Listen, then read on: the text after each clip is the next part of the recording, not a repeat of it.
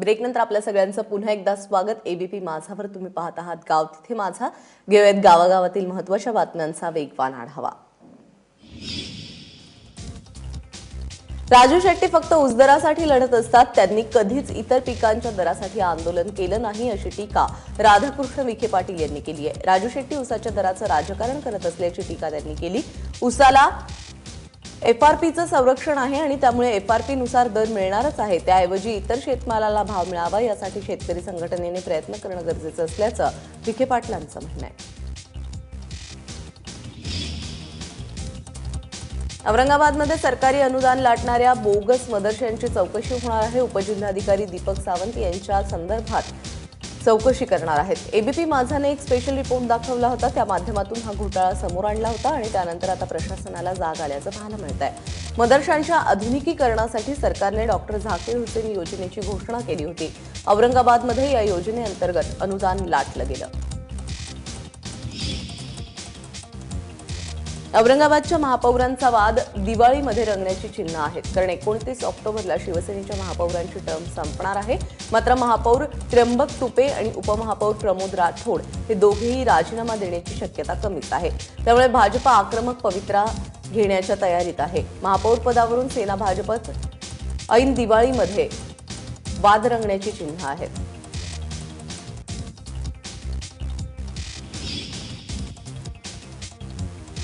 ऐन दिवाळीमध्ये औरंगाबादमध्ये पाण्यावरून राडा सुरू झालेला आहे। सिडको आणि नवीन औरंगाबाद परिसरात पाणी येत नसल्यामुळे संतप्त झालेल्या नगरसेवकांनी आयुक्त आणि महापौरांच्या समोर गोंधळ घातला। आयुक्त नगरसेवकांचं ऐकत नाहीत, वॉर्ड अधिकारी जुमानत नाहीत, लोकांना दिवाळीत पाणी मिळणार नसल्याची तक्रार या नगरसेवकांनी केली। तब्बल अर्धा तास नगरसेवकांनी गोंधळ घातल्यानंतर आयुक्तांनी पाणी पुरवठा सुरळीत करण्याचं आश्वासन दिलं।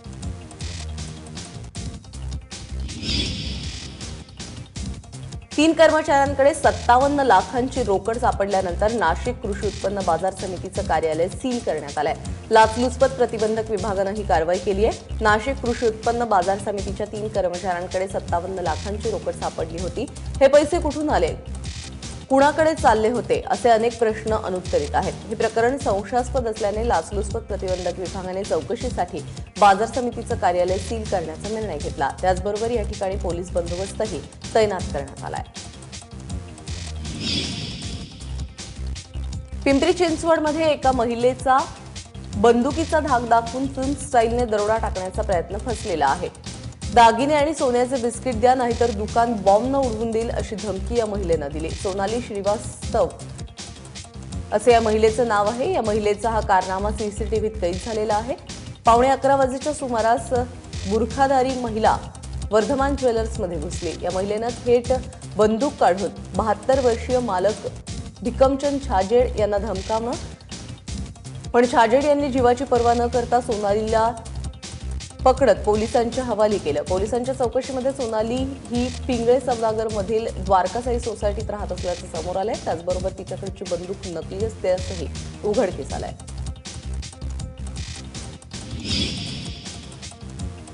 दिवाळी, वार्षिक प्रोजेक्ट आणि आंतरराष्ट्रीय शेफ डे यांच्या निमित्ताने नाशिकच्या पंचवटी कॉलेजमध्ये तब्बल 28 फूट उंचीचा केक बनवण्यात आला। कुतुब मिनाराच्या आकाराचा हा केक बनवण्यात आला। पंचवटी कॉलेजमधील हॉटेल मॅनेजमेंटच्या द्विवर्षीय वर्षाच्या विद्यार्थ्यांनी हा केक बनवला। यासाठी 200 किलो मैदा, 150 किलो मीठ आणि 30 कॅरेट अंडी वापरण्यात आली। वसुबारस निमित्त लातूरमधील साई मंदिर परिसर हजारो दिव्यांनी उजळून निघाला। शहरातील मुक्तांगण पालिकेतील शिक्षक, मुक्तांगण शाळेतील शिक्षक, पालक आणि विद्यार्थ्यांनी एकत्र येत साई मंदिर परिसर 5000 दिव्यांनी उजळून टाकला। हे सर्व दिवे लावल्यानंतर तिथले लाईट घालवण्यात आले होते। काळोखाच्या पार्श्वभूमीवर लखलखत्या दिव्यांचा हा नजारा विलोभनीय दिसत होता। यावेळी रांगोळीच्या माध्यमातून फटाके मुक्त दिवाळी, झाडे जगवा, पाणी वाचवा असे संदेश देण्यात आले। नाशिकमध्ये गेल्या 25 दिवसात डेंग्यूचे 108 रुग्ण आढळलेले आहेत। त्यामुळे महानगरपालिकेच्या वतीने दिवाळीमध्ये घरी जाणाऱ्यांना पाणी न साठवण्याचं आवाहन केलं जात आहे। शहरामध्ये मागील 9 महिन्यांमध्ये डेंग्यूचे 1632 संशयित रुग्ण आढळलेले आहेत। यातील तब्बल 640 जणांच्या रक्ताचे नमुने पॉझिटिव्ह आलेत। त्यामुळे वाढत्या डेंग्यू रुग्णांची संख्या लक्षात घेऊन दिवाळीनंतर डास प्रतिबंधक समिती स्थापन करण्याचा निर्णय घेण्यात आलेला आहे। डेंग्यूने थैमान घातलेलं असताना पालिका अधिकाऱ्यांना डेंग्यू रुग्ण कमी होत असल्याचा साक्षात्कार होतोय। नगरपालिका निवडणुकीकरता उमेदवारी अर्ज दाखल करण्याची प्रक्रिया ऑनलाईन केल्यामुळे रत्नागिरीतील उमेदवारांची चांगलीच धावपळ उडाली आहे। अर्ज दाखल करण्याची प्रक्रिया 2 दिवस पूर्वीच सुरू झाली असली तरी पहिल्याच दिवशी साईट बंद असल्याने उमेदवारांची धावाधाव झाली। त्यातच अर्ज भरलेल्या अनेक गोष्टी प्रिंटमध्ये येत नसल्याने उमेदवारांची धाकधूक वाढतीये।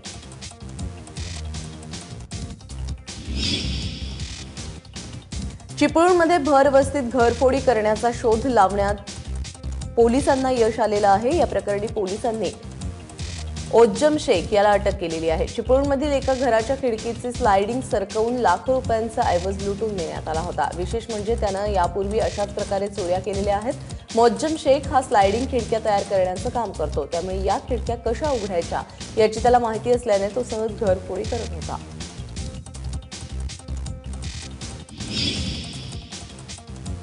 भारतीय लष्करानं केलेलं सर्जिकल स्ट्राईक हे योग्यच असून पाकिस्तानला असंच प्रत्युत्तर देणं गरजेचं असल्याचं वक्तव्य मणिंदरजी सिंग बिट्टा यांनी केलेलं आहे। अखिल भारतीय दहशतवाद विरोधी संघटनेचे अध्यक्ष बिट्टा हे कोल्हापुरात एका कार्यक्रमासाठी आले होते। यावेळी दहशतवाद विरोधात देशातील कायदे मजबूत नाहीत अशी खंत त्यांनी व्यक्त केली। गावागावांमध्ये दिवाळीच्या पार्श्वभूमीवर कशी तयारी सुरू आहे, बाजार कसे सजलेत त्यावर एक नजर टाकूयात।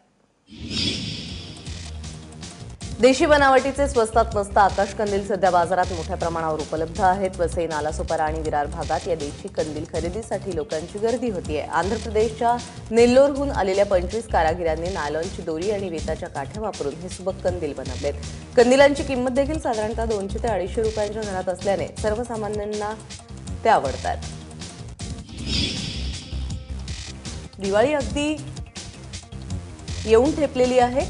परभणीची बाजारपेठ दिवाळीच्या साहित्यानं नटलेली आहे। यामध्ये चिनी आकाशकंदील, दिवे आणि विविध प्रकारच्या वस्तू मोठ्या प्रमाणावर विक्रीसाठी उपलब्ध आहेत। या सर्व फॅन्सी साहित्याला स्पर्धा देण्यासाठी स्थानिक कलाकारांनी देखील कंबर कसली आहे। पारंपरिक पद्धतीने तयार केलेल्या वस्तू मोठ्या प्रमाणावर आलेल्या आहेत। यामध्ये मातीपासून बनवलेल्या पडत्या, मातीची खेळणी आणि मूर्ती बाजारात मोठ्या संख्येने दिसतात।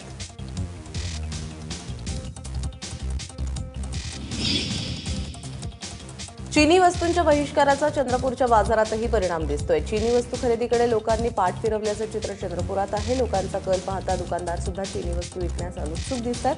सोबतच चीनी बनावटीचे फटाके हे जास्त घातक असल्याचं मत जाणकारांनी व्यक्त केलंय। त्यामुळे चीनी फटाके फोडू नयेत असं आवाहन पर्यावरण तज्ज्ञ करतात।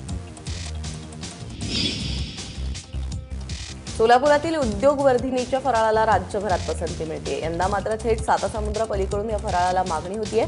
यंदा इंग्लंड आणि अमेरिकेमध्ये हा फराळ पाठवला जाणार आहे, त्यासाठी जय्यत तयारी झाली आहे।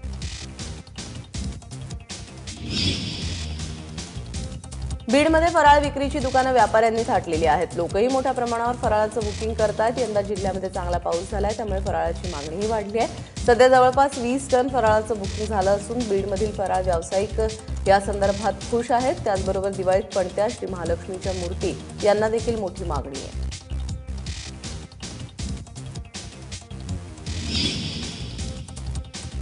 लातूरातील सदानंद विद्यालय आणि बालक मंदिरातील 800 विद्यार्थ्यांनी फटाकेमुक्त दिवाळी साजरी करण्याचा संकल्प केलाय। फटाक्यांवर खर्च होणारे पैसे राष्ट्रीय संरक्षण निधीला देण्यात येणार आहेत। यंदाची दिवाळी फटाकेमुक्त साजरी करून सैन्याला मदत करावी असं आवाहन पंतप्रधान नरेंद्र मोदींनी केलं आणि त्याला प्रतिसाद देत विद्यार्थ्यांनी हा उपक्रम राबवला। एकीकडे करवीर निवासिनी अंबाबाईच्या मंदिर परिसरातील आकर्षक रोषणाई आता पाहायला मिळते। वसुबारसच्या निमित्ताने देवीची गोवत्स्य रूपात पूजा बांधण्यात आली।